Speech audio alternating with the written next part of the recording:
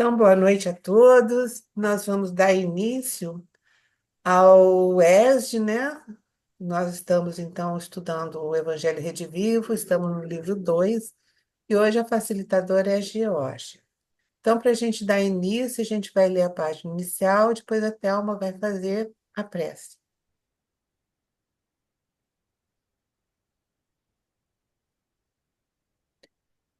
O livro é Caminho, Verdade e Vida, psicografia de Francisco Cândido Xavier, pelo Espírito Emmanuel. Capítulo 32, o título é Nuvens. E surgiu uma voz da nuvem dizendo: Este é o meu filho, o eleito. Ouviu-o. Está em Lucas, capítulo 9, versículo 35. O homem quase sempre tem a mente absorvida na contemplação das nuvens que lhe surgem no horizonte. São nuvens de contrariedades, de projetos frustrados, de esperanças desfeitas. Por vezes, desespera-se, envenenando as fontes da própria vida. Desejaria invariavelmente um céu azul à distância, um sol brilhante no dia de luminosas estrelas que lhe embelezassem a noite. No entanto, aparece a nuvem e a perplexidade o toma de súbito. Conta-nos o Evangelho a formosa história de uma nuvem. Encontrava-se os discípulos deslumbrados com a visão de Jesus transfigurado, tendo junto de si Moisés e Elias aureolados de intensa luz. Eis, porém, que uma grande sombra apareceu. Não mais distingue o maravilhoso quadro. Todavia, o manto de névoa espessa clama a voz poderosa da revelação divina. Este é meu amado filho, a ele ouvi. Manifestava-se a palavra do céu na sombra temporária. A existência terrestre efetivamente impunha angústias inquietantes e aflições amargosas. É conveniente, contudo, que as criaturas guardem serenidade e confiança nos momentos difíceis. As penas e os dissabores da luta planetária contêm esclarecimentos profundos, lições ocultas, apelos grandiosos. A voz sábia e amorosa de Deus fala sempre por meio deles.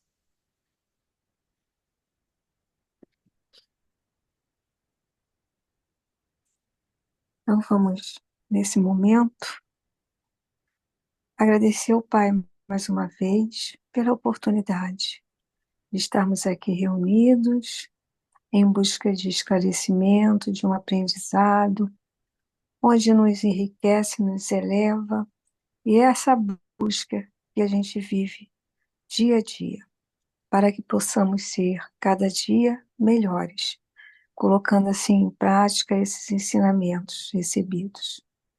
Que o Mestre Jesus possa envolver a todos nós que estamos aqui nesse momento, a Geórgia que estará auxiliando a esse trabalho, que a gente esteja receptível para esses ensinamentos da noite de hoje. Obrigada, Pai, por mais esse momento. Fique conosco, por graças a Deus. Obrigada, então, Thelma. Então, a gente vai dar a palavra para a Georgia para começar o estudo dessa noite. Então, boa noite a todos e vamos dar continuidade ao nosso trabalho de estudar, de aprofundar um pouquinho mais dentro desse conteúdo, né, proposto pela FEB, que é o evangelho de cada evangelista, e no caso a gente agora, no livro 2, o evangelho interpretativo segundo Mateus, né, interpretando o evangelho de Mateus, e nós estamos no tema 47, que fala das primícias, continua, né? Encerra essa parte das primícias do reino com a parte narrativa 4. Essas primícias do reino, parte narrativa 4, a gente vai encontrar no capítulo 17 de Mateus. dos versículos 1 ao 27. Sendo que a sequência do nosso estudo, o nosso roteiro é exatamente esse daí. A transfiguração, uma pergunta a respeito de Elias, o endemoniado epilético, segundo o anúncio da paixão e o tributo para o templo pago por Jesus e por Pedro.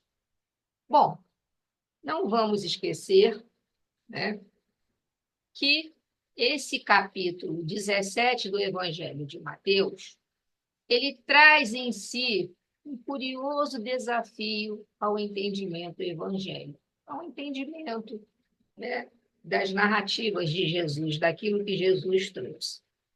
Aparentemente, por que traz esse desafio curioso para a gente? Porque, aparentemente, ele relata os ensinos do sublime mestre desconectados um do outro, como se fossem partes de um todo que apenas mais tarde iria se formar, iria fazer sentido. Só para a gente relembrar, né, quando eu já trabalhei lá, a primeira parte das primícias do reino, a narrativa 1, eu trouxe novamente isso aí, né? O que a gente entende por primícia? Então, as primícias dos frutos da tua terra trarás à casa do Senhor. Teu Deus está em Êxodo. Primícia é a primeira coisa que vem de algo, né? É o começo, é o início, é o primórdio. A primeira parte de algo que deve ser reservada a Deus. E por que do reino? Porque todas as 7 parábolas iniciam da mesma forma. Foi o nosso tema antes de entrar nessa parte das primícias do reino. Então tá lá, né? O reino dos céus é semelhante a e o semeador, o joio, o trigo, enfim, todas essas parábolas que nós tivemos a oportunidade de rever, de estudar um pouquinho mais a fundo. Então, por que primícias do reino? Porque foram os movimentos iniciais de constituição da igreja cristã primitiva e do movimento cristão. Isso nós já exploramos lá no início, quando trabalhamos a parte narrativa 1. Muito bem. E aqui começamos falando da transfiguração do Cristo, que é uma das mais belas cenas narradas no Evangelho. E, segundo a tradição, aconteceu aproximadamente 40 dias antes da sua crucificação. É fenômeno claramente explicado pela doutrina espírita, tendo como base as alterações ocorridas nas propriedades do perispírito, as quais se refletem no corpo físico automaticamente. Então, para ilustrar essa transfiguração, antes de lermos o que Mateus relata no capítulo 17, a partir do versículo 1, eu trouxe um videozinho para a gente, rapidinho, 3 minutinhos, para a gente, né, ver mais ou menos, ter uma ideia. Vamos lá.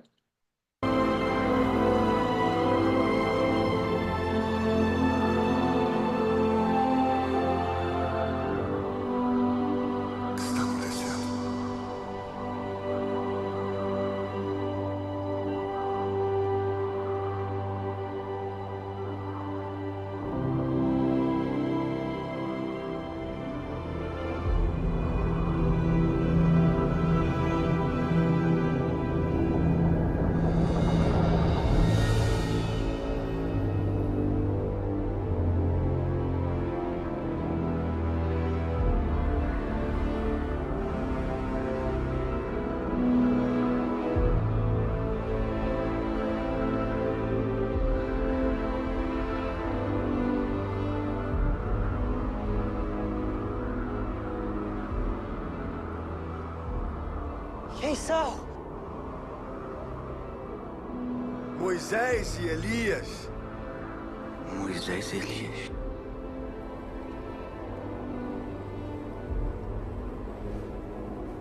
Mestre!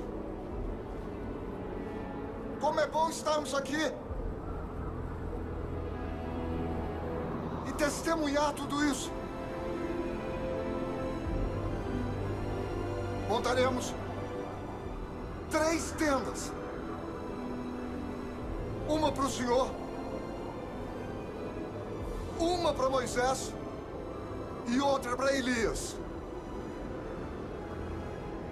Eu, Tiago e João poderemos...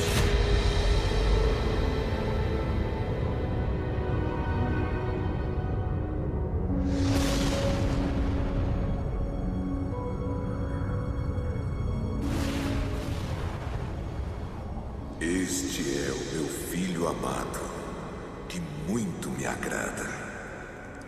Ouçam o que ele diz.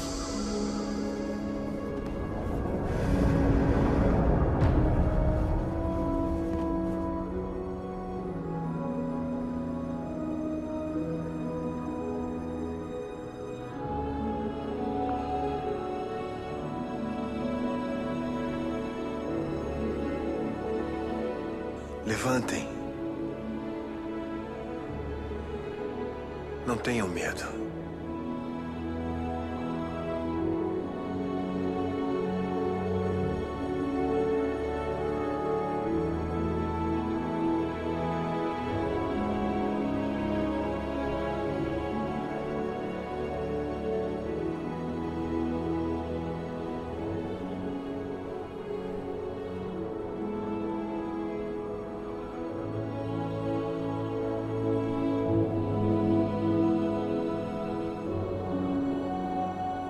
Mestre.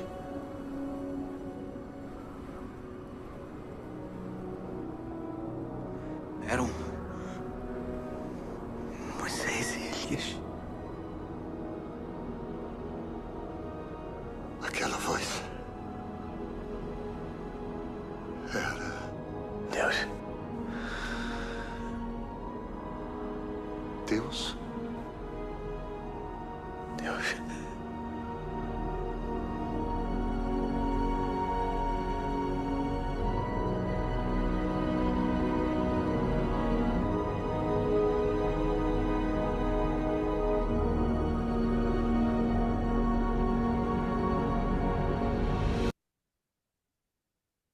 Muito bem. Muito interessante, muito, né, emocionante. E esse filmezinho de 3 minutos, ele traz para a gente exatamente esse início do capítulo 17, relatado por Mateus, versículos de 1 a 8. Então, vamos lá. É o capítulo da transfiguração e muitos ensinamentos nos trouxeram, né? Aliás, essa parte narrativa 4, ela é de grande reflexão, é de grande ensinamento, de grandes verdades, né? Diz assim: 6 dias depois, Jesus tomou Pedro, Tiago e seu irmão João e os levou para um lugar à parte, sobre uma alta montanha. E ali foi transfigurado diante deles. O seu rosto resplandeceu como o sol, e as suas vestes tornaram-se alvas como a luz. E eis que lhes apareceram Moisés e Elias conversando com ele. Então Pedro, tomando a palavra, disse a Jesus: Senhor, é bom estarmos aqui. Se queres, levantarei aqui 3 tendas, uma para ti, outra para Moisés e outra para Elias. Ainda falava quando uma nuvem luminosa os cobriu com sua sombra, e uma voz que saía da nuvem disse: Este é o meu filho amado, em quem me comprazo. Ouve-o. Os discípulos, ouvindo a voz, muito assustados, caíram com o rosto no chão. Jesus chegou perto deles e, tocando-os, disse: Levantai-vos e não tenhais medo. Erguendo os olhos, não viram ninguém. Jesus estava sozinho. Então, esse é o início desse roteiro do nosso estudo. Versículos de 1 a 8, que fala exatamente da transfiguração. E conforme a informação do texto, onde aconteceu a transfiguração? Né? No Tabor. Vamos fazer umas observações. Mas, historicamente, é no Tabor, que situava-se entre os montes e figurava entre os mais notáveis da Palestina. Ainda que inferior em tamanho ao Hermon, Tabor chama-se atualmente Jebel El Tor, monte separado, entre outros, de formação calcária, erguendo-se a 1.843 pés sobre o nível do Mediterrâneo. Está ali a localização no mapinha, né?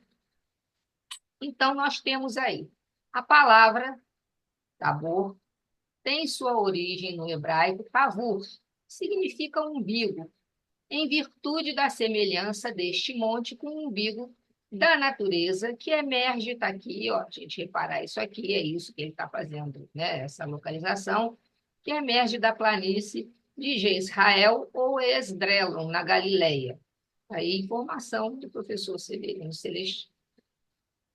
Muito bem. Alguns comentários aqui só para ilustrar, né? Esse local da transfiguração, ele não é consenso entre os estudiosos. Há umas divergências históricas, e alguns estudiosos, eles acreditam que essa transfiguração tenha acontecido realmente no Monte Hermon, que está citado aí, inclusive. Outros espíritas, por exemplo, outros religiosos e estudiosos, como, por exemplo, nós espíritas, já temos mais a questão de ter acontecido no Tabor, né? O Hermon é muito mais alta, enfim. Mas desde o século IV depois de Cristo, e talvez até antes disso, a tradição tem sustentado que foi o Monte Tabor, a cena, né, o local da transfiguração de Jesus. Bom, enfim, aí a gente tem, né, nós espíritas temos essa informação, então para a gente fica como se fosse realmente o Monte Tabor. Então aí nós temos, ó, a basílica que foi construída no local da transfiguração, foi construída em 1925, projetada por um arquiteto italiano, dedicada ao acontecimento milagroso do Evangelho e à memória de Moisés e Elias, representantes da lei e dos profetas, né? Muito bem. Moisés e Elias foram dois dos maiores, e essas informações são só a título mesmo de curiosidade ilustrar, né? Todo esse roteiro, que foi uma pesquisa que eu fiz, né? Moisés e Elias foram dois dos maiores profetas do Antigo Testamento. Moisés representando a lei, né, que escreveu aí o Pentateuco do Antigo Testamento, predisse a vinda de um grande profeta. Elias representa os profetas que anunciaram a vinda do Messias. A presença de ambos com Jesus confirma a missão messiânica de Jesus: cumprir a lei de Deus e as palavras dos profetas. De igual forma, como a voz de Deus nas nuvens sobre o Monte Sinai, também deram autoridade à lei, né? Quando ditou lá, através da mediunidade de Moisés, e os emissários do alto ditaram lá os 10 mandamentos. Lá em Êxodo, capítulo 19, versículo 9, diz assim: Eis que eu virei a ti numa nuvem espessa, para que o povo ouça, falando eu contigo, e para que também te creiam eternamente. Bom, então é só para título de curiosidade, Moisés, né? Ele reencarnou na Terra no século XV, antes de Cristo, viveu, segundo informações, 120 anos. Elias já nasceu no século IX antes de Cristo e encarnou como João Batista cerca de 850 anos depois. E, segundo as tradições, Elias foi arrebatado aos céus numa carruagem de fogo. Quando se pergunta, né, qualquer pesquisa que você vai fazer sobre como morreu o profeta Elias, não se fala da morte dele. se fala em arrebatamento, que ele foi arrebatado, foi levado aos céus numa carruagem de fogo, e pouco antes de partir, ele passou o seu manto e os seus poderes ao seu discípulo Eliseu, né? Então, Elias, tá aí, tem citado, inclusive em Reis, que Elias subiu aos céus. E, posteriormente, o versículo 5 relata que o espírito de Elias repousa sobre Eliseu. Só a título de curiosidade. E o que é a transfiguração? Né? É uma transformação, uma metamorfose, é uma alteração da figura, das feições e da forma. Está aí no dicionário citado aí. E a explicação do Espiritismo para a transfiguração? É um fato muito comum em virtude, né, da irradiação fluídica e poder, né, que pode modificar a aparência de um indivíduo. Claro que acontece a partir do espírito alterando o perispírito, certo?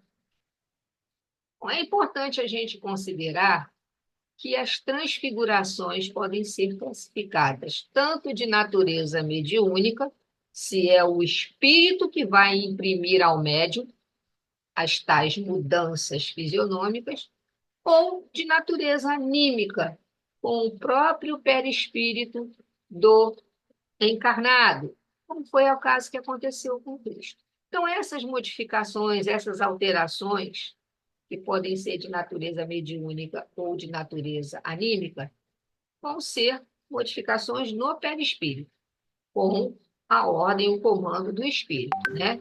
Mas não é só isso, não é simplesmente isso, não é um fenômeno que vai acontecer com qualquer um em qualquer lugar, porque depende de muitas variáveis.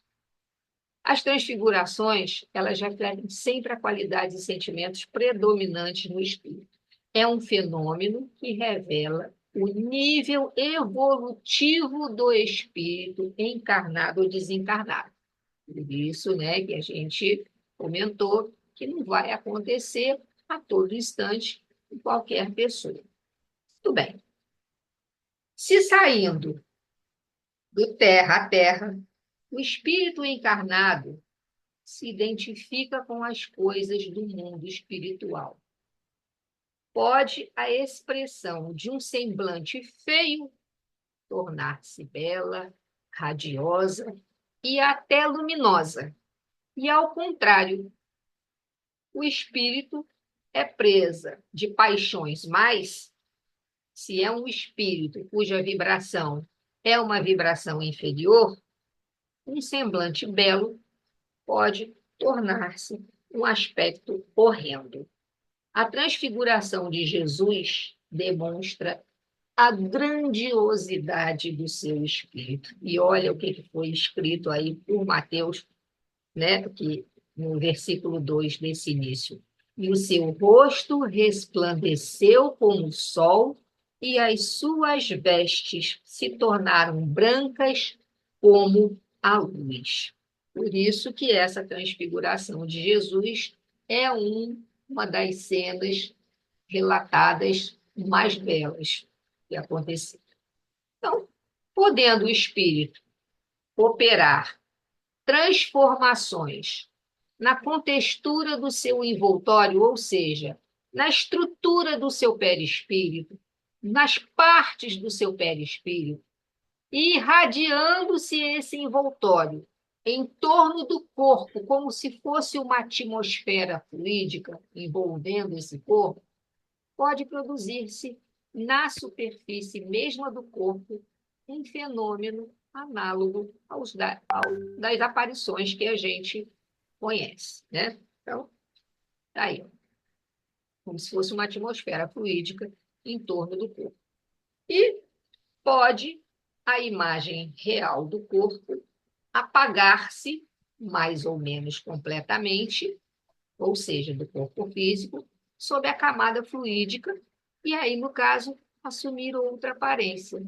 Ou então, vistos através da camada fluídica, de uma maneira modificada, e os traços primitivos tomando, então, outra expressão. Então, a transfiguração é isso. São essas alterações, né, que afetam, né, atingem todo o perispírito, irradiando-se a partir desse perispírito, envolve todo o corpo físico numa atmosfera fluídica, podendo modificar completamente a aparência, mas não é a aparência do corpo, porque todo esse envoltório nessa atmosfera fluídica pode, ou, vamos dizer assim, esconder completamente o corpo físico, ou então deixá-lo bem nebuloso, e assumindo, então, essa camada fluídica, através dessa camada fluídica modificada, a gente pode observar traços fisionômicos diferentes, expressões diferentes. Alguma pergunta, alguma dúvida aí? Alguém quer fazer algum comentário? Hoje em dia Bom, isso é muito rápido, muito raro, né? A gente É, tem notícias atualmente, é de Valdo, né? E normalmente é Bezerra, mas são traços fisionômicos que lembram. Tem gente que não consegue nem fazer essa associação. Tem outros que fazem, né? Muda é alguma verdade. coisa, né? Mas é uma coisa bem, né? Bem Não é sutil, como né? era antigamente, sim, bem diferente. Inclusive a questão mesmo do próprio Cristo, isso não tem nem o que se Não, contestar, né? Da não. natureza, Ele vamos é. dizer bom, assim. boa noite, meninas. Boa Boa noite. noite, Álvaro. A ovelha, só para avisar que quinta-feira eu não vou, tá? Eu vou estar indo para aí. Você já me falou, ouvi. Você ligou para mim hoje. Verdade. Então, vamos lá. Então, assim, a gente entende o seguinte, que o espírito pode dar ao seu perispírito todas as aparências, mediante uma modificação na disposição molecular, pode dar-lhe visibilidade, que foi o que aconteceu com Jesus, né? Não modificar a sua aparência, mas torná-la radiosa, né? De uma aparência assim incontestável na claridade, na irradiação de luminosidade. E tangibilidade também, consequentemente, a opacidade, que o perispírito de uma pessoa reencarnada, isolada do corpo, é passível dessas mesmas transformações, né? E esse mudança opera pela combinação de fluidos. Muito bem. Agora eu trouxe rapidamente um. Ué, não está aqui? Deixa eu ver se está aqui. Peraí. Não, não está. Deixa eu voltar aqui. Eu pesquisei lá na Revista Espírita, em março de 1859, relatado um fenômeno de transfiguração, né? E a autenticidade desse fenômeno está garantida, foi comprovada. Diz que ocorreu mais ou menos entre os anos de 1858 e 1859, nos arredores de Saint-Étienne. E conta o seguinte, que uma mocinha de mais ou menos 15 anos, ela possuía uma singular faculdade de se transfigurar. Ou seja, em dados momentos, ela assumia a aparência de certas pessoas mortas. Tão completa, né, segundo tal texto, era a ilusão, que os que assistiam ao fenômeno julgavam ter diante de si a própria pessoa que tinha desencarnado, cuja aparência ela assumia totalmente. Tinha a semelhança completa dos traços fisionômicos, do olhar, do som da voz, até da maneira de falar, maneira particular que cada pessoa já desencarnada tinha de falar quando estava encarnada. E esse fenômeno ele se repetiu centenas de vezes, inclusive sem que a moça quisesse que aquilo acontecesse, sem a vontade dela ali interferir em qualquer coisa. Então, em várias ocasiões também, ela tomou a aparência do seu próprio irmão, que tinha morrido alguns anos antes. E ele morreu mais ou menos cerca de uns 20 anos, 20 e poucos anos, e ela reproduzia não só o semblante do irmão, mas interessante, percebam o que é o poder da transfiguração. Ela reproduzia não só o semblante do irmão, como o porte do corpo do irmão, a corpulência do irmão, o físico do irmão. Ela era uma moça de 15 anos, ele era um rapaz forte, mais alto do que ela. E aí um médico do lugar, que testemunhou muitas vezes esses estranhos efeitos, ele queria, né, ter a certeza de que não havia nenhuma espécie de ilusionismo ali. Aí ele fez a seguinte experiência, resolveu fazer com consentimento, com a presença de testemunhas, inclusive testemunhas dignas de crédito, né, que eram pessoas também que representavam ali a sociedade e que tinham crédito para estar ali atestando. Aí a ideia que ele teve foi a seguinte: de pesar a moça, pesar o corpo da moça no seu estado normal, né, e fazer a mesma coisa no momento em que ela tivesse se transfigurando. Quando ela apresentava aí a aparência do irmão, que ao morrer, já falei, tinha uns 20 e poucos anos, e era muito mais alto e muito mais forte do que ela. Pois bem, verificou-se, no segundo caso, quando ele pesou ela já transfigurada, né, que o peso que estava registrando lá na balança era praticamente quase o dobro do peso normal da moça. Então, pesando a moça, sem transfiguração, ela pesava X. Pesando a moça durante a transfiguração, ela pesava 2x. Praticamente 2 vezes mais, porque era o porte físico do irmão. Conclusão que mostrou a experiência, não era uma simples ilusão de ótica. Não era um efeito hipnótico. Estava realmente alterando né, vamos dizer assim, a estrutura física dela ali no sentido do perispírito, não do seu espírito. E quanto à diferença de peso? Vamos entender mais ou menos, eu até trouxe essa informação só para a gente entender.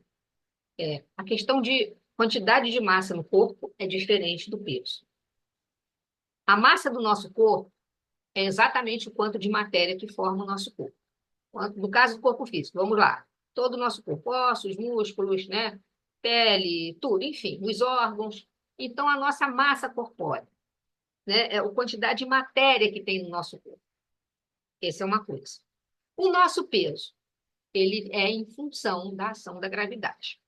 Então, por exemplo, aqui na Terra, que tem uma aceleração de gravidade X, uma pessoa de 60 quilos de peso, na Lua, que é 6 vezes menor, pesaria 10 quilos.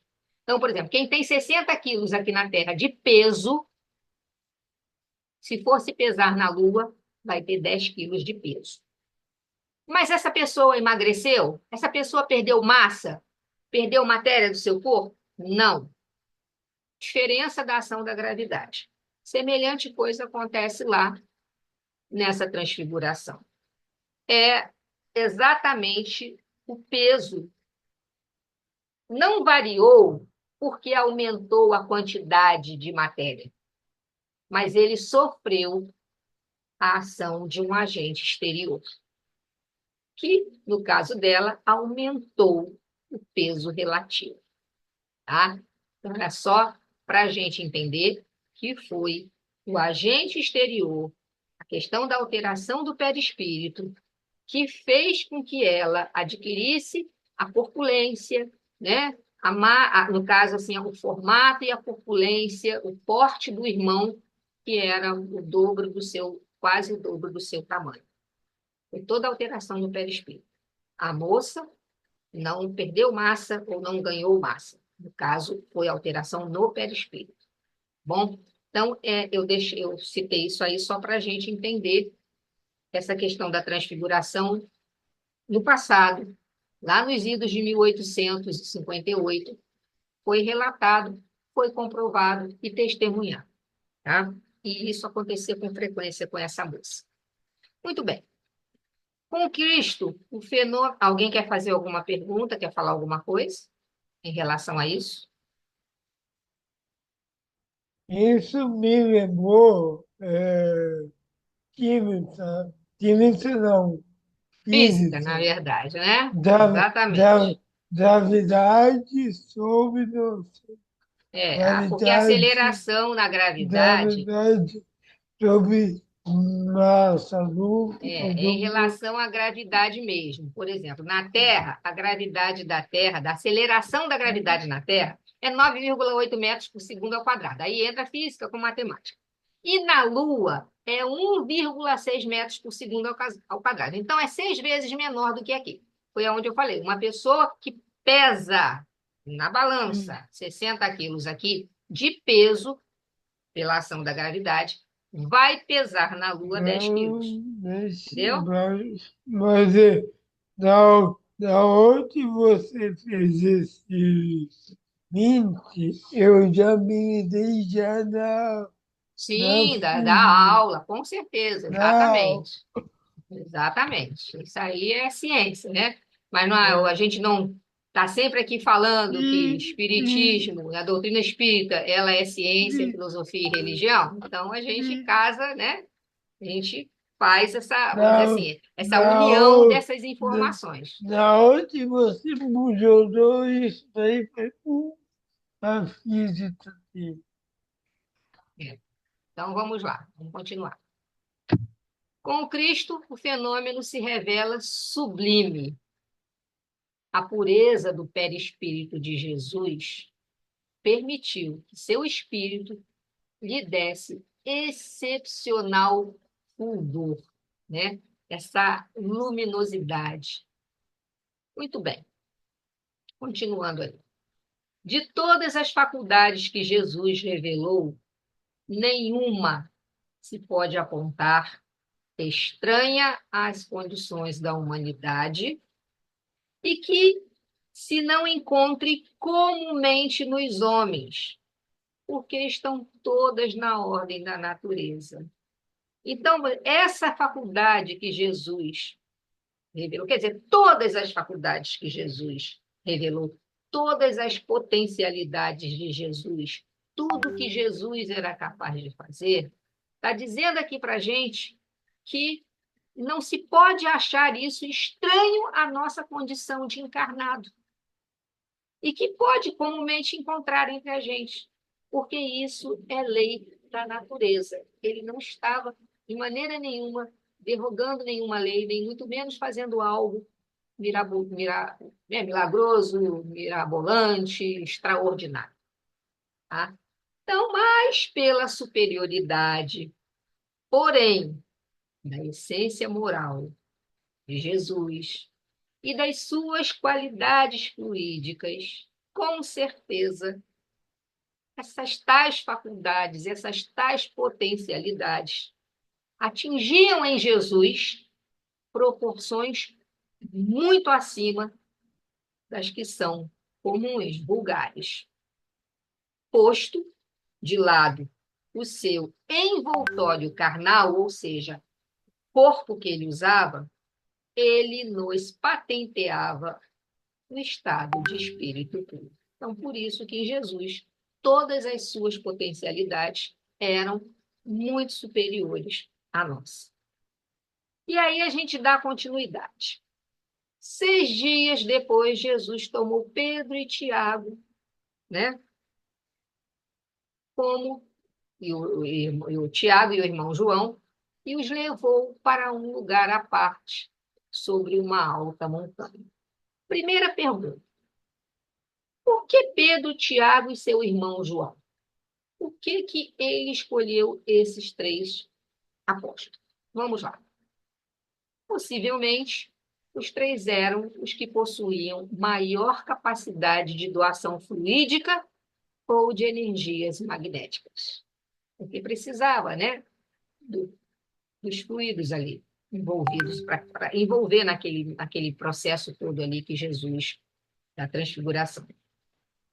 Esses apóstolos também estavam sempre presentes nos acontecimentos mais importantes relatados no Evangelho, a ponto de Paulo denominá-los, a ponto de Paulo denominá-los colunas da comunidade. Muito bem. E a percepção, lá em Mateus 17, 3 e 4, a percepção da presença de Moisés e de Elias por parte dos apóstolos, né, tinha um porquê. Vamos lá. Moisés e Elias foram vistos pelos apóstolos.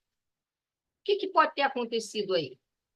Talvez tenha ocorrido uma materialização de Moisés e de Elias. Essa é a hipótese mais aceita, considerando-se a capacidade de doação ectoplasmática dos próprios apóstolos presentes. Tá? Então, quando houve a materialização de Moisés e Elias, consequentemente, visto pelos três, foi provavelmente, que é a hipótese mais aceita, a capacidade de doação, por isso que estava lá no slide anterior, que eles poderiam estar doando, né, os fluidos necessários àquele processo de a doação ectoplasmática deles. Mas também é possível supor que os três tenham visto, no caso ali, por uma ação mediúnica, né, por meio de uma evidência mediúnica, tenham percebido a presença de Moisés e Elias.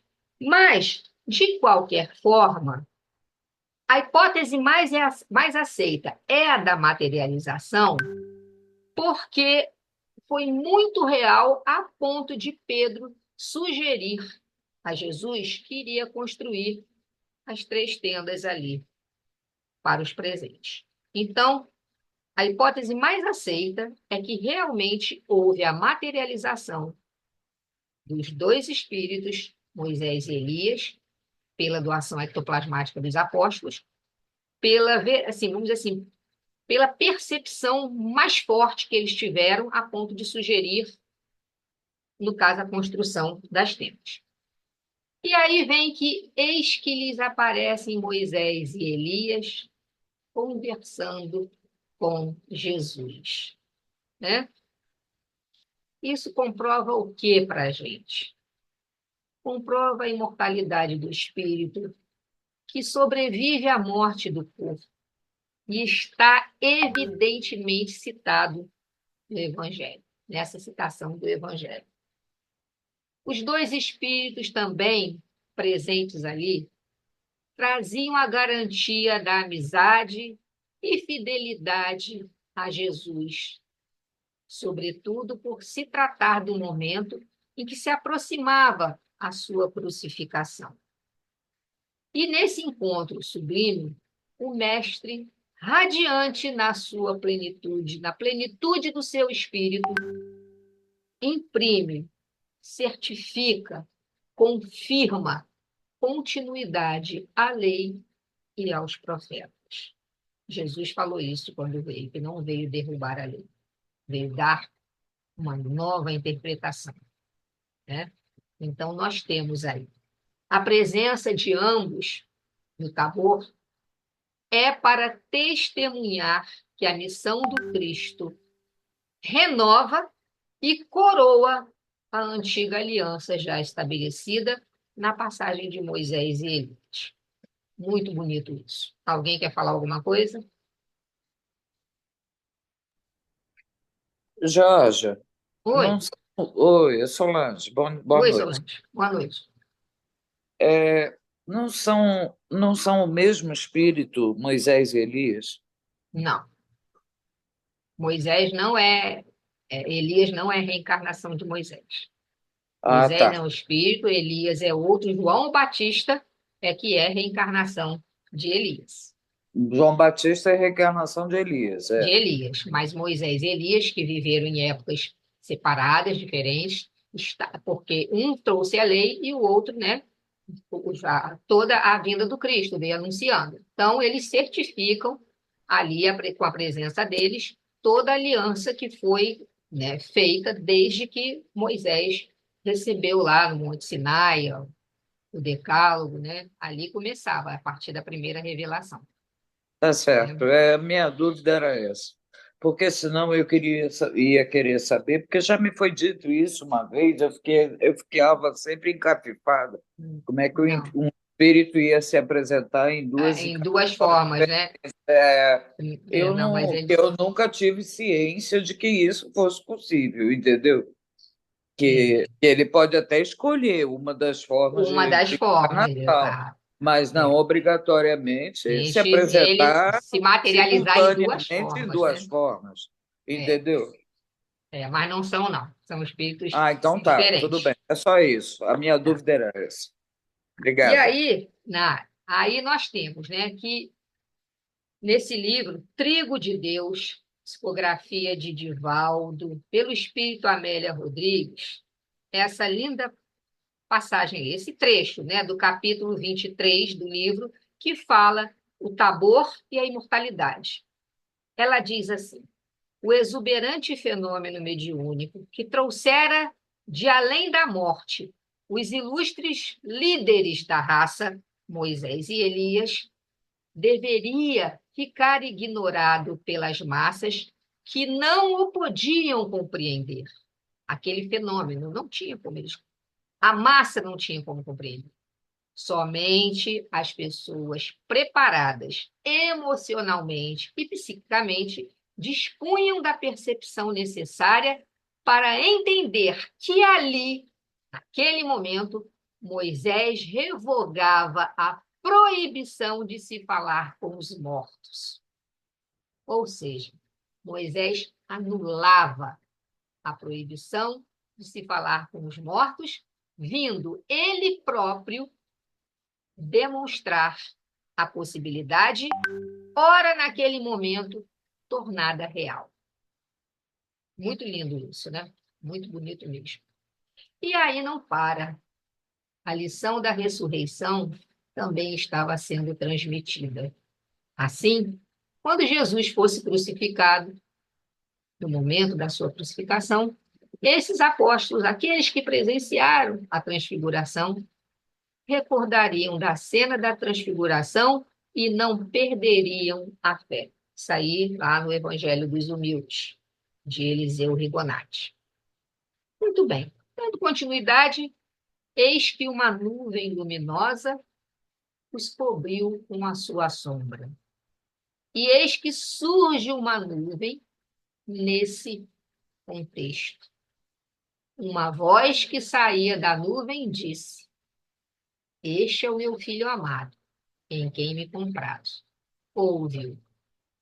Essa nuvem, que não deveria ser nuvem propriamente dita, mas uma carga concentrada de fluidos ectoplasmáticos.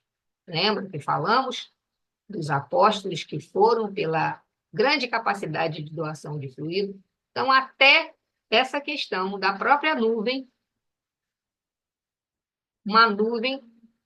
uma carga concentrada de fluidos ectoplasmáticos doados.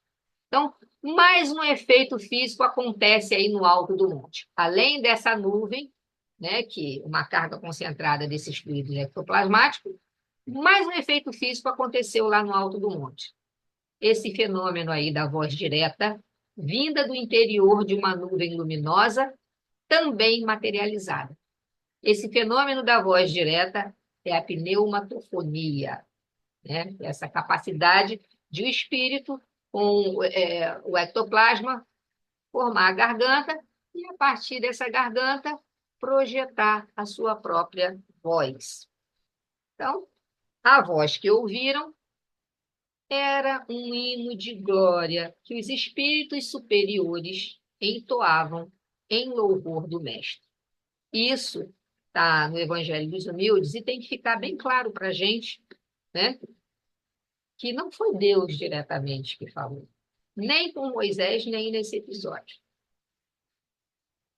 Sim, os espíritos superiores, os emissários de Deus, que transmitiram a mensagem. Isso tem que ficar bem claro para a gente, né? Então, como está lá no texto inicial, na leitura que a Miriam fez, conta-nos o Evangelho a formosa história de uma nuvem que uma grande sombra comparece. Manifestava-se a palavra do céu na sombra temporária. A existência terrestre efetivamente impõe angústias inquietantes e aflições amargosas. Isso é para a gente interpretar a nuvem que fez a sombra, certo? Apareceu a nuvem e essa nuvem fez uma sombra. E o que isso estava querendo dizer? Qual o sentido disso? Né? Que essa nossa existência na Terra impõe para a gente angústias inquietantes, aflições. Então, é conveniente. Contudo, que a gente aguarde serenidade, confiança nos momentos difíceis, né? Porque as penas e os dissabores da luta planetária contêm o que para a gente? Esclarecimentos profundos, lições ocultas, apelos grandiosos, onde a voz sábia e amorosa de Deus fala sempre através deles. Então, encerramos aí essa parte da transfiguração. Agora vamos para o próximo item, que foi uma pergunta a respeito de Elias. Está lá no Evangelho, capítulo 17. Agora a gente sai do 1 ao 8 e vai do 9 ao 13 em Mateus, que é o que a gente está estudando.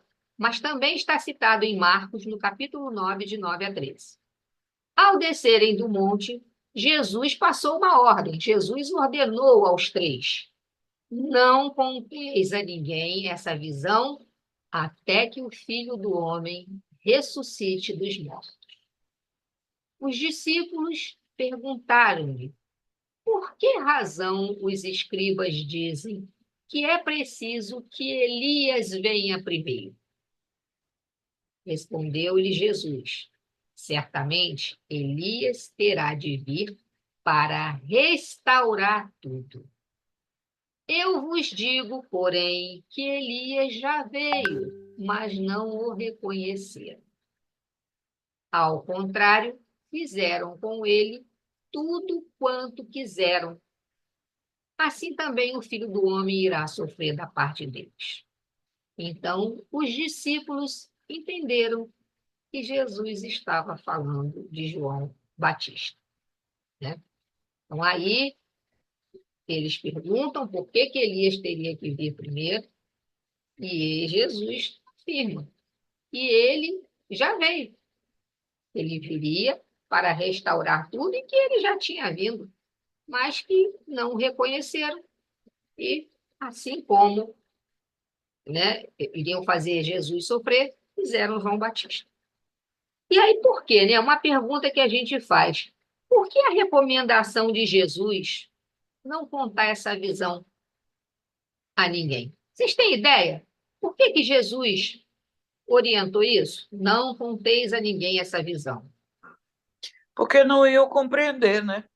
Não iam entender, não iam conseguir imaginar isso acontecendo.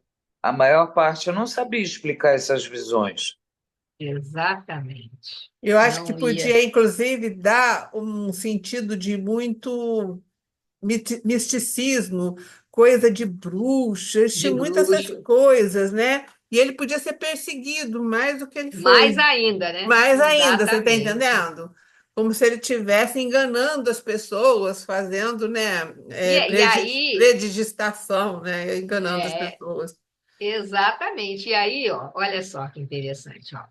Primeiramente, prudência do mestre, para não exaltar mais ainda os ânimos que os seus ensinamentos provocavam no meio das autoridades religiosas e entre o povo. Exatamente isso. Ignorância, não ia entender e achar que era, vamos dizer assim, um show, né? Bruxaria, era coisa de ilusão, não ia ter a compreensão do real significado. Então, além da E prudência outra dele, coisa, ainda era proibido para o público em geral, porque Moisés mostrou ali, só para aqueles três discípulos, que ele estava revogando a lei, a mas para reencarnação não, todo desculpa. mundo, É, não, para todo mundo a lei continuava valendo, que não se podia valendo. falar com mortos. Ele foi ali naquele momento, derrubou essa proibição, mas não era algo que poderia ser ainda, né, vamos dizer assim, declarado. Então, nós temos aí ó, outra coisa que fez, né, com que Jesus pedisse para não contar. Ele sabia que a sua condenação estava próxima, então ele precisava manter um certo nível de harmonia espiritual. E aí a gente tem, né? Se o homem necessita de, para pensar, para a gente pensar, se a gente necessita de grande prudência nos nossos atos da vida comum, maior vigilância ainda a gente tem que ter no trato com as coisas espirituais, né? Então, o mestre não determinou a mentira, isso tem que ficar bem claro aqui para a gente. Jesus não pediu que mentissem, ele aconselhou que se guardasse essa verdade para uma ocasião oportuna, porque cada situação exige uma cota de conhecimento, né? A gente sabe muito bem que as leis de Moisés, que até então pareciam punitivas, né, e severas, era exatamente para aquele momento do conhecimento daquele povo. Não é?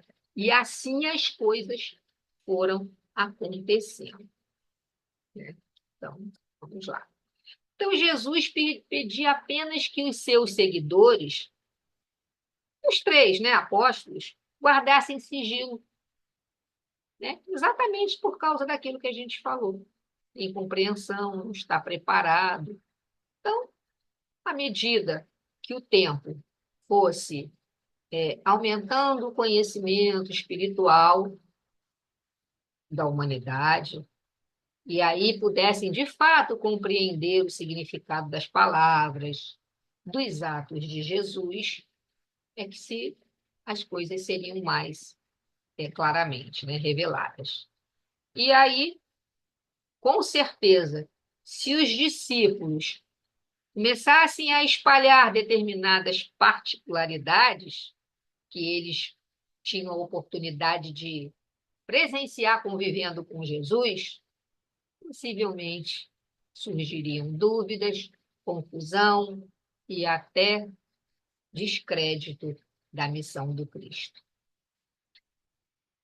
E eu vos digo, porém, já estamos lá, né, chegando no 12, no versículo 12, eu vos digo, porém, que Elias já veio, mas não o reconheceram, também mostra a pluralidade das existências, a reencarnação dos espíritos, que essa reencarnação era periódica, para o objetivo de saudar o passado e também desempenhar tarefas em benefício da coletividade, o progresso, né? Para progredir. Então, a reencarnação é sempre objeto de referências do Cristo. Já vimos, né, em estudos anteriores, lá no tema 38, quando falamos que Jesus afirmou, já lá no tema 38, que eu, inclusive, fui eu que fiz também, e João Batista, né, até hoje, o reino dos céus é sempre, vamos dizer assim, atacado, né, e pela força que se apoderam dele.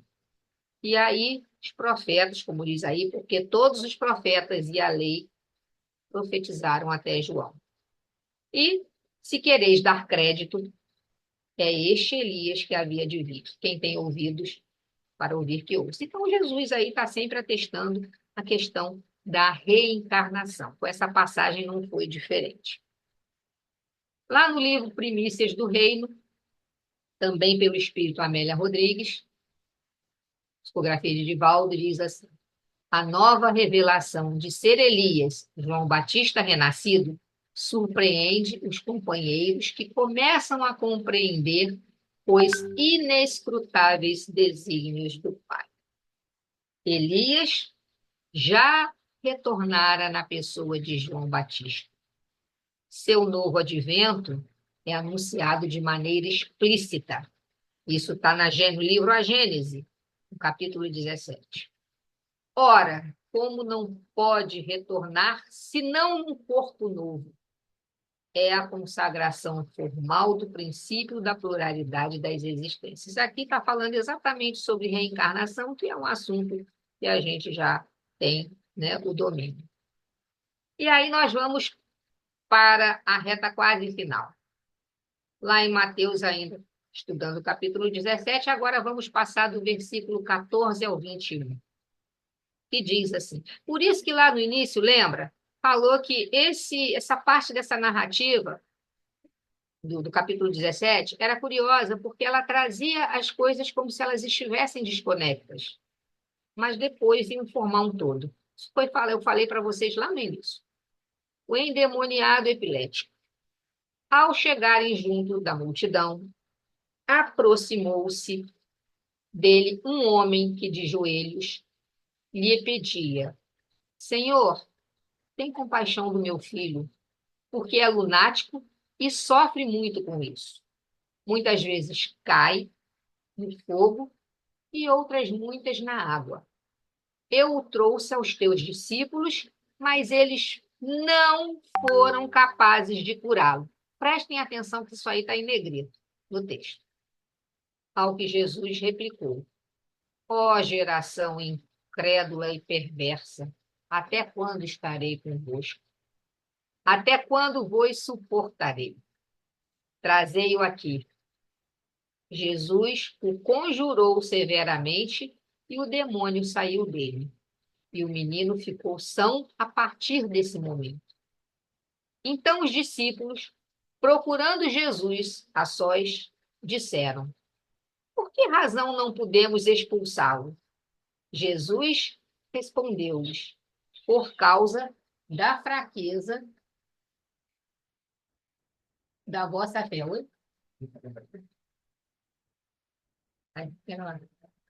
Por causa da fraqueza da vossa fé. Pois em verdade vos digo, se tiverdes fé como um grão de mostarda, direis a esta montanha: transporta-te daqui para lá, e ela se transportará, e nada vos será impossível. Então, o que fica claro para a gente aqui, nesse trecho desses versículos do 14 ao 21? Alguém tem alguma ideia?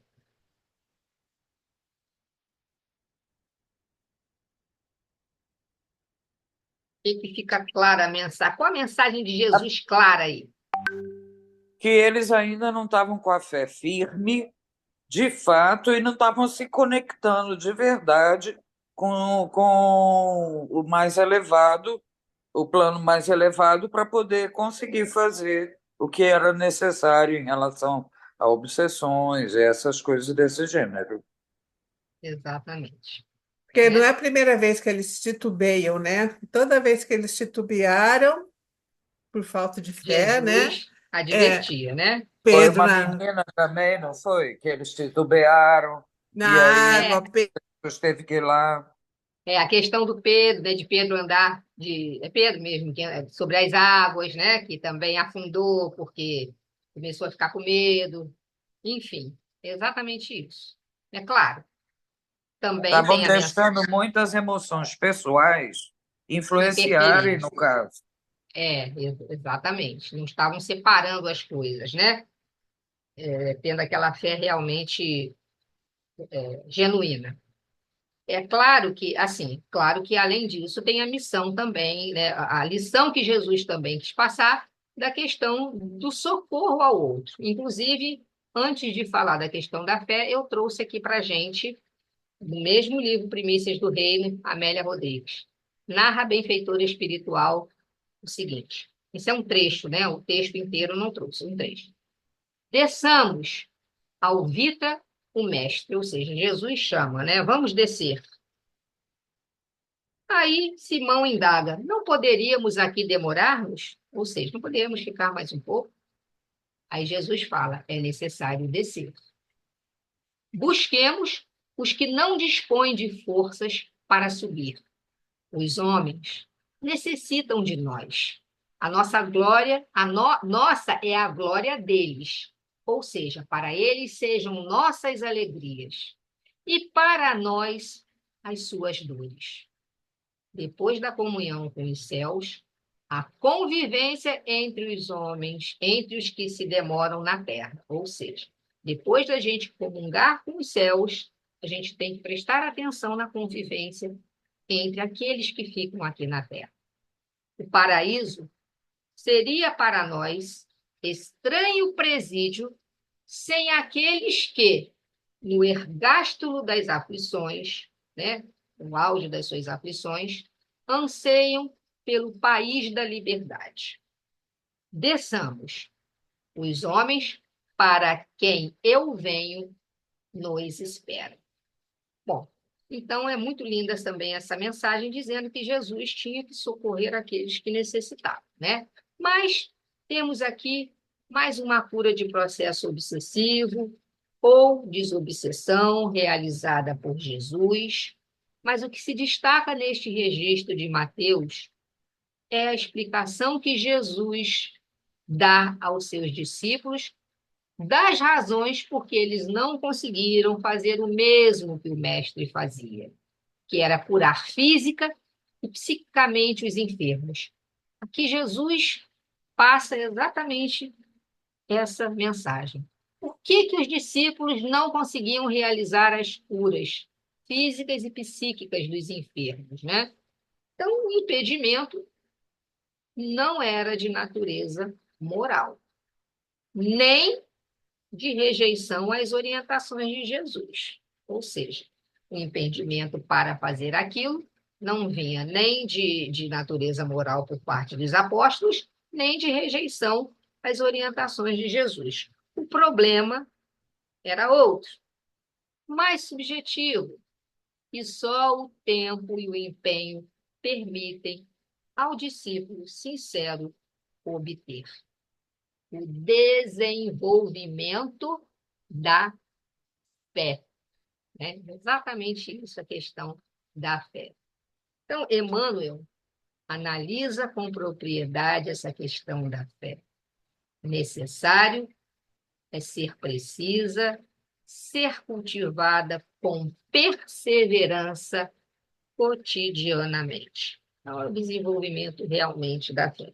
Então, é necessário, é preciso cultivar a fé viva, a pureza de pensamentos, de palavras, de atos, a fim de que os espíritos inferiores obedeçam irresistivelmente a quem os mandar. E os discípulos vacilavam na fé, duvidavam de si próprios. O cultivo da fé, isto é, da confiança ilimitada na bondade divina, desenvolve dentro de nós uma poderosa força magnética que, convenientemente usada pela nossa vontade, vai operar prodígios sempre quando for utilizada para beneficiar o próximo. Né? Então, é muito interessante isso. Aí eu trouxe só para a gente relembrar, que já estudamos, já sabemos também, essa questão do livro O Consolador, também ditado por Emmanuel, a questão 354, onde ele responde à questão da fé, que é conseguir a fé, é alcançar a possibilidade de não mais dizer eu creio, mas afirmar eu sei, com todos os valores da razão tocados pela luz do sentimento. Agora vamos ver o segundo anúncio da paixão, que é o versículo 22 e 23, onde diz assim: estando eles reunidos na Galileia, Jesus lhes disse: o Filho do Homem será entregue às mãos dos homens. Ele já está anunciando aí todo o processo que ele iria passar. E eles o matarão, mas no terceiro dia ressuscitará e eles ficarão muito tristes. A gente estudou lá no tema anterior, lá em Mateus, capítulo 16, versículo 21, 23, que Jesus fez o primeiro anúncio dos fatos que se sucederiam, né? Onde ele falou da condenação, do sofrimento, da paixão e da morte na cruz. Aqui, o mestre volta a preparar o espírito dos discípulos, afirmando, sem qualquer margem de dúvida, não só os desoladores acontecimentos da condenação, da prisão, Calvário, crucificação, mas também a sobrevivência à morte. Jesus, a sua sobrevivência à morte, né? Então, seria isso aí. Ele está anunciando todo, como já havia anunciado antes, por isso que está escrito aí, segundo o anúncio da paixão, anunciando os acontecimentos, e aqui, além disso, a sobrevivência à morte. Então, Jesus nos mostra que, como discípulos, devemos estar atentos para compreendermos as verdades divinas perante as provações que passaremos quando o mundo agir contra o Cristo que nasce em nós. Devemos lembrar das verdades anunciadas por Elias contra os poderes inferiores e aceitar, ainda que sob sacrifícios, as nuvens necessárias que as veredas de nossos corações, para que as veredas de nossos corações sejam endireitadas, para que nosso Senhor Jesus Cristo possa caminhar dentro de nós. E não devemos jamais esquecer que perante as tribulações surge sempre a bênção da ressurreição. Aqui também representada pela esperança, pela permanência do bem, medida sempre atuante da providência divina. Muito bonito isso. A missão de Jesus estava quase terminada aqui no plano terrestre. Sua ação como encarnado findava para que ele a recomeçasse no plano espiritual, onde trabalha e trabalhará até a consumação dos séculos em benefício de seus pequeninos tutelados que somos, todos nós. Aproximava-se o momento dele voltar para o alto. Apesar de sua elevada hierarquia espiritual, Jesus pede forças ao Pai e não se esquece de fortificar seus discípulos. Precisamos não nos esquecer, por isso, de vigiar e de orar. Pois nós também, de acordo com o nosso adiantamento espiritual, teremos desses momentos supremos, nos quais demonstraremos nossa fé e a nossa fortaleza moral e espiritual. Está lá no Evangelho dos Humildes, de Rigonati. Jesus queria que ficasse bem registrado na mente dos discípulos que não bastava aprender, mas tinha que experimentar pessoalmente. O que Jesus fez, né? Jesus não veio só falar, discursar. Jesus veio vivenciar o seu evangelho, trazendo em ação o que ele ensinava.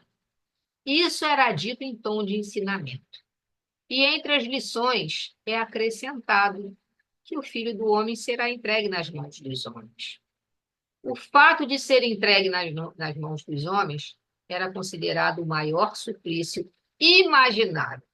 E já Davi preferia a peste do que cair nas mãos dos homens, pois suas misericórdias, né, são grandes, mas que eu não caia na mão dos homens. Ele preferia cair na mão de Deus, mas não na mão dos homens. Está lá em Samuel. E também o Eclesiástico repete: cairemos nas mãos do Senhor, não nas mãos dos homens. E é por isto que os homens não sabem. E é isto, por que isto? Porque os homens não sabem perdoar. Por isso que eles preferiam cair nas mãos do Senhor, mas não nas mãos dos homens desencarnados. Porque os homens não sabem perdoar. As mãos dos homens, as feras devoradoras, somos todos lançados quando mergulhamos na carne. Ente à mercê da ignorância e da maldade, sem peias e sem limite, ávidas de sangue e destruição, de martírios morais, se possível também de torturas físicas. Sabedoria do Evangelho de Carlos Pastorino. E aí a gente está chegando ao final. Alguém quer falar alguma coisa na passagem anterior, né? Onde Jesus anuncia lá o final da sua trajetória terrestre? Acho que ficou bem claro, né? Ô, Jorge, Oi. lá no início você falou da moça que transfigurava e apresentava a fisionomia do irmão, né? E que ampliava de peso quase o dobro do peso dela, Sim, né? sim, sim, sim. E, então ela agregava ectoplasma de todos os doadores presentes, né? Sim, Para poder. Ela não era a doadora de ectoplasma, não. ela era receptora de ectoplasma que agregava e formava a imagem do irmão e dava o peso maior, não é isso? Sim, inclusive, até dito lá no texto que eu li, eu pesquisei, eu baixei lá da Revista Espírita, que era sem que a vontade dela agisse sobre isso. Ela não tinha domínio, ela não conseguia, né, ter vontade própria nessa situação. A vontade dela não, o espírito fazia, mas ela não dominava aquilo ali. Ela não tinha Quem capacidade. dominava talvez fosse o irmão, né? Por aprendizado na espiritualidade. Mas na verdade, o irmão dela, ela se transfigurava no irmão, mas não necessariamente que o irmão estivesse ali presente enquanto espírito, Pode né? ser um outro espírito elevado, né? Pode ser um outro espírito promovendo, ajudando a promover aquilo ali, porque é o espírito dela, se não fosse por mediunidade, poderia ser por mediunidade, um espírito provocando aquelas alterações, como também poderia ser anímico. Mas no caso de Jesus foi anímico. No caso dela, acredito que pode ter até sido por mediunidade, mas não necessariamente o irmão, né? Sim, eu Mas entendo. o fenômeno acontecendo para provar ali para as Porque o que a pessoas. gente sempre fala em ectoplasmia é o médium de efeito físico é doador, né? No caso ali era uma agregação, né? Do ectoplasma dos presentes, né? Do Mas ectoplasma. na verdade, olha só, Tá. a, a transfiguração é o espírito que impinge no corpo do encarnado a fisionomia dele. Então, o irmão dela tinha que estar agindo de qualquer forma por ali. Ele podia Ah, até ser sim. ajudado por outros espíritos, mas ele teria que Não estar ali. necessariamente ele sozinho está ali Não, para fazer porque aquilo, a gente né? não sabe conhecimento dele, né? Então fica Qual o estágio que ele difícil. estaria, né? Se ele estaria ainda presente ali ou se ele já estaria mais Sim, pois evoluído, né? é isso, Entendi. né? Bom, então, chegando aí ao final do nosso estudo, a gente termina essa parte do capítulo 17, que vai do versículo 24 ao 27, com o tributo pago para o templo por Jesus e Pedro. Então, Pedro e Jesus tiveram que pagar um imposto, um tributo ao templo. Está lá em 24 e 27. Quando chegaram a Cafarnaum, os coletores da didracma ou da dracma aproximaram-se de Pedro e lhes perguntaram: o vosso mestre não paga a didracma, ou seja, o imposto, né, esse valor aí? Pedro respondeu: sim. Ao entrar em casa, Jesus antecipou-lhe, dizendo: que te parece, Simão? Ou seja, questionando aquilo que foi dito ali, da cobrança do imposto. Que te parece, Simão? De quem recebe os reis da terra tributos ou impostos? Ou seja, os reis da terra, aqueles que dizem que mandam ali. De quem recebem esses tais reis os tributos ou impostos? Recebem dos seus filhos ou dos estranhos? Então, Jesus estava questionando de quem que aqueles que mandavam cobrar De quem que eles recebiam? Eles recebiam do próprio filho ou recebiam dos estranhos? Aí, como se Simão respondesse dos estranhos, Jesus, como se Simão tivesse falado assim, dos estranhos, mestre. Aí Jesus lhe disse, logo, os filhos estão isentos. Então, assim, se os reis não cobram tributos dos filhos, só dos estranhos, significa que os filhos estão isentos. Entre outras palavras, Jesus estava onde? No templo. O templo era a casa de quem? De Deus. Então, ele sendo filho, não precisaria pagar imposto. Mas, Então, não. fala, Alvin. Então Jesus estava na casa dele. Jesus estava no templo, que é onde a gente fala que é, representando aí nesse contexto histórico, a casa do Pai. Era o templo de orações, era o lugar onde se, vamos dizer assim, ia se comunicar com Deus. Seria para ser isso, né? Não um local de comércio. Mas Jesus então disse: então, se eles estão cobrando só dos estranhos, quem é filho não paga. Ele quis dizer, entre outras palavras, eu sou filho de Deus, nós somos filhos de Deus, então nós não temos que pagar aqui na casa do meu pai esse valor, entre outras palavras. Mas Jesus continuou: para que não os escandalizemos, ou seja, para não causar tumulto, não causar discórdia, vai ao mar e joga o anzol. O primeiro peixe que subir, segura-o e abre-lhe a boca. Acharás aí um estáter, que é outra moeda. Pega-o e entrega-o a eles por mim e por ti. Primeira coisa que a gente precisa estar informando. Somente em Mateus encontramos essa passagem da moeda na boca do peixe.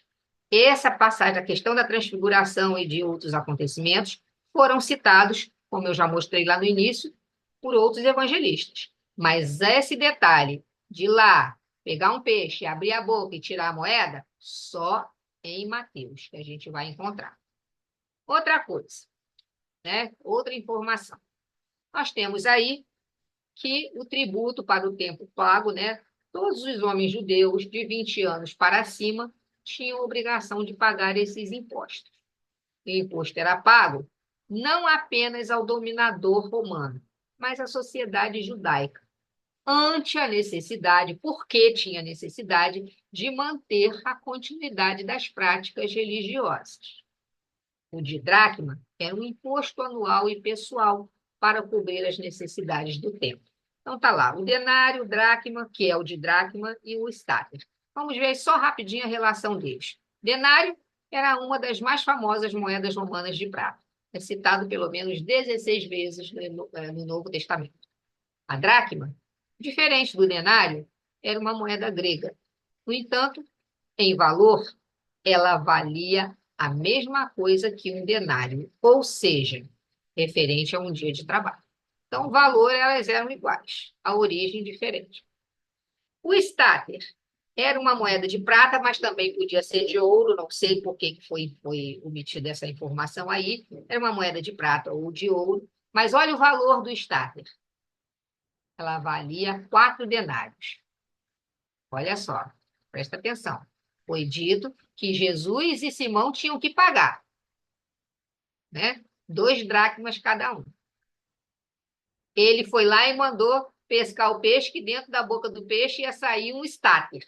O estáter pagaria a dívida de Jesus e de Simão, porque um estáter valia 4 moedas de denários, que, no caso, era o suficiente para pagar o imposto de Jesus e de Simão. Então, nós temos aí que os romanos recolhiam esses impostos, só para título de curiosidade. 1/4 da colheita era cobrado, a corvéia, né? Que a corvéia era um trabalho como se fosse um trabalho gratuito, na verdade. Ou seja, eles tinham, né? Aqueles que pagavam os impostos tinham que pagar a corvéia. Trabalhar de graça por um período para alimentar as tropas romanas. Era um trabalho gratuito. Tinha que pagar também um pedágio, referindo-se à locomoção nas estradas romanas e passagem das fronteiras, e às taxas de alfândega. E para o templo, isso para os romanos. Não E para mudou o nada, templo, né? continuamos na mesma. Mudaram Trabalhamos só quantos os anos, nomes, né? quantos meses para pagar os impostos, né? Não É mudou nada, verdade, gente. é verdade. E para o templo de Jesus, ou seja, primeira aí, parte aí fala a respeito do pagamento aos romanos, mas também tinha um pagamento para o templo. 10% das colheitas significava o dízimo, 1% destinado aos pobres, e cada 7 anos, o produto referente a um ano de trabalho. Ou seja, a cada 7 anos de trabalho, tinha que dar referente a um ano de trabalho. Trabalhar 7 anos para pagar um ano para eles. A didracma era estabelecida por lei, né? Muito bem. Aquele imposto era de 2 dracmas, a que Jesus tinha que pagar aí também Simão. A lei judaica exigia que a moeda fosse trocada pelo dinheiro judaico. E nesse processo de câmbio, de troca de moeda, olha aí as coisas se repetindo, as autoridades religiosas exigiam a comissão, que era uma taxa de comissão pela troca da moeda, porque tinha que trocar a moeda que foi paga pela moeda, pelo dinheiro judaico, e aí eles ficavam com uma gorda taxa de comissão e ganhavam muito dinheiro, tá? A data de pagamento era no mês de março, e Jesus e Pedro, então, estavam realmente atrasados em 6 meses durante o tempo que estiveram viajando. Mas Jesus aproveita o acontecimento de certa forma para questionar o pagamento do imposto. Olha aí o que eu falei lá no início, visto que os serviços no templo de Deus deveriam ser o quê? Gratuitos. Entretanto, acha lá a moeda no peixe e faz o pagamento, né? O estáter é uma moeda antiga, mas o valor era de dracma, ou dracma, que pode ser de ouro. E a dracma era de prata. Então, essa relação aí de moeda, só para a gente entender o que foi feito. E Jesus paga o tributo. Por que eu trouxe texto aqui? Eu ontem, inclusive, conversei com a Márcia, que no livro Evangelho Redivivo, nesse tema 47, eles não colocaram, e eu e Márcia não conseguimos entender o porquê, essa questão aí. Porque, para mim, ficou muito no ar a questão de Jesus falar assim, vai lá, pesca o peixe, abre a boca do peixe e tira a moeda. Para a gente que é espírita, isso caracteriza um som quê? De milagre. Aconteceu um milagre aí. Ele já mandou ir pescar o peixe, e ao abrir a boca do peixe, teria uma moeda. Né? É uma coisa assim, gente, tem que ter uma explicação lógica para essa situação. Não é só simplesmente vai lá e já vai achar a moeda tal. Então, tá aí. Eu achei no livro O Evangelho dos Humildes o texto completo sobre esse tributo e trouxe um trecho dele. Está lá no livro O Evangelho dos Humildes, no capítulo 17, que fala da transfiguração, tem um item que fala Jesus paga o tributo. E está aí, ó, de tudo Jesus procurava extrair lições proveitosas para seus aprendizes. Não deixava escapar nenhuma ocasião de ensiná-los a viverem na terra segundo as leis de Deus. Os mais pequeninos fatos da vida cotidiana forneciam-lhe o material para desenvolver os seus ensinamentos e exemplos para ilustrá-los. Então, Jesus estava ali a todo instante procurando, na própria convivência, os exemplos para ensinar. Assim, conseguiu fazer de seu evangelho não só um manual prático que devemos observar em nossa vida diária em relação com o nosso próximo, também com respeito e amor para com o Pai Celestial. Nesta passagem, em que se conta como Jesus paga o tributo, ele nos lega uma lição de fé no trabalho. Olha aí, agora que vem a diferença. Ele nos demonstra que com o trabalho honesto e honrado de nossas mãos, ou da nossa inteligência, vamos conseguir tudo que necessitamos para nossa subsistência e para cumprirmos lealmente nossas obrigações e compromissos terrenos. Então, nós temos aí, ó, ao serem Pedro e Jesus solicitados para pagarem o tributo, eles não tinham dinheiro. E Pedro foi pescar. Aí que está a diferença. Com o trabalho de Pedro, foi pescado um peixe que, vendido, deu-lhes a quantia de que precisavam para o pagamento do imposto. Então, simbolicamente, está lá relatado em Mateus, que foi pescar, abriu a boca e tirou a moeda. Por isso, aquela gravura anterior lá, ó. Rapidinho. Vou mostrar a gravura. Aí, ó. Essa aí é a gravura. Foi pescar e, ao pegar o peixe, ele já fisgou o peixe e já tirou a moeda de dentro. Mas, nesse livro, Evangelho dos Humildes, fica esclarecido para a gente, e foi onde eu perguntei a Márcia, Márcia, por que no Evangelho Rede Vivo não trouxeram essa informação? Essa informação ficou de fora.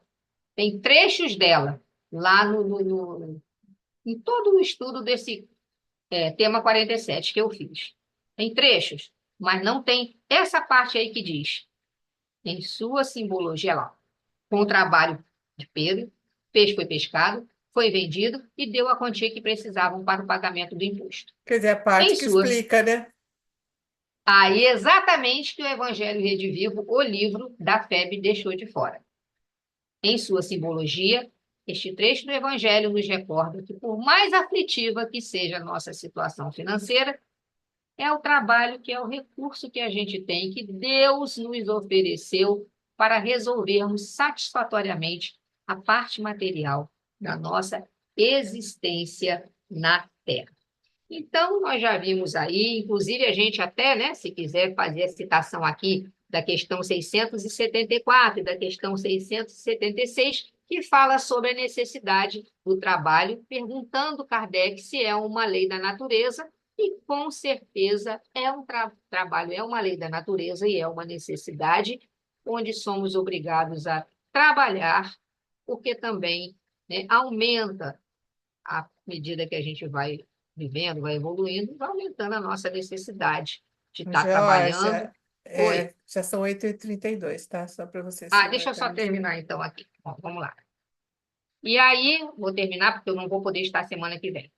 Né? Esse pagamento representa um assunto sempre presente na história e na cultura do judaísmo, é um assunto sensível e foi motivo de muitas discussões e rebeliões. E Chaplin esclarece. Todos os homens judeus de 20 anos, isso eu já falei para vocês. Então, era obrigada a pagar. Bom, a partir daquele momento, né, qual é a primordial contribuição que essa transfiguração no Tabor proporcionou para a nova era? A partir daquele momento, o Monte Tabor foi inaugurado por Jesus esse intercâmbio entre os homens e os espíritos, demonstrando a sobrevivência da vida à morte, que o reino dos céus está íntimo de cada criatura, ali esplendeu o grandioso e Jesus, superando os visitantes do além em beleza, poder e glória. Nunca mais as criaturas perderiam contato com o mundo transcendente, o mundo espiritual, onde se originam a vida, os seres, a realidade, e se reencontram aqueles que mergulham na carne, que reencarnam para o processo de evolução quando cessa o fenômeno biológico. O Tabor e a imortalidade permaneceram como símbolos da nova era. Está lá no livro Trigo de Deus, também pelo Espírito Amélia Rodrigues. Todas as expressões do Evangelho possuem uma significação divina. E no Tabor, contemplamos a grande lição de que o homem deve viver a sua existência no mundo, sabendo que pertence ao céu por sua sagrada origem, sendo indispensável, desse modo, que se desmaterialize a todos os instantes e se tire esse peso da matéria, né? Para que se desenvolva em amor e sabedoria na sagrada exteriorização da virtude celeste, cujos germes estão dormindo no nosso coração. Está lá no livro Consolador, questão 310. E finalizamos o tema 47. É isso. Nossa, é bastante informação, né? A Márcia mesmo falou, nossa, você vai dar conta, é muita coisa esse capítulo. Quando eu entrei em É, contato com ela ontem, eu falei, vou tentar, né? Preciso. foi ótimo. Então, Solange, você faria a nossa prece para a gente encerrar esse momento?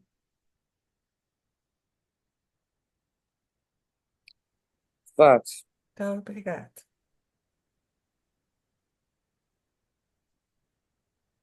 Jesus, de imensa bondade, meio, protetora dessa casa. Espíritos que vieram para nos ensinar e que vieram conosco aprender, encarnados e desencarnados. Gratidão pelo ensinamento recebido. Continuem a nos assessorar nos estudos subsequentes. Obrigado a todos e, assim sendo, pedimos permissão para o encerramento do estudo dessa noite. Que assim seja, graças a Deus. Obrigada, Solange. Então, a gente dá boa noite a todos, que nós vamos encerrar a reunião da noite de hoje.